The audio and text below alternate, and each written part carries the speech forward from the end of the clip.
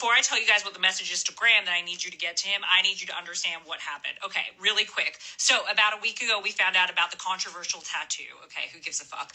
Also, the Reddit messages, also who gives a shit. If this is like the craziest shit in this guy's background, then he's probably like one of the better candidates I've ever worked with. And right, guys, we got to stop this because it's making us on the left look absolutely ridiculous. Who cares that he had a Nazi tattoo?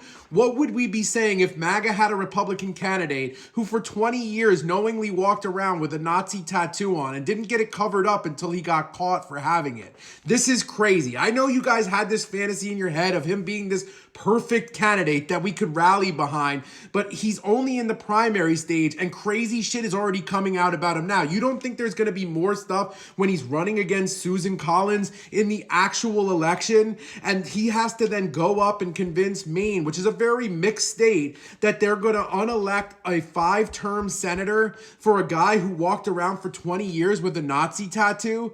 Guys, it seems ridiculous. When we want to hold the right to these standards, we want to call them bigots and fascists and racists, and then when we have somebody on our side who has openly had a Nazi tattoo, we just say, who cares? He agrees with what we care about, so we'll just pretend it didn't happen. No, it's ridiculous. And I'm not sitting here saying that I think a 77-year-old Janet Mills is the right answer either, but the idea that we're just going to excuse it and look past this stuff with Graham Plattner to push him forward anyway, just to see that he's probably going to wind up losing then anyway in the general election to Susan Collins, it's ridiculous. I understand we want younger candidates. We want better candidates, and I am all in with you, but when a guy's already been caught with a Nazi tattoo in the primaries, maybe it's time we got to look elsewhere. That's just my opinion.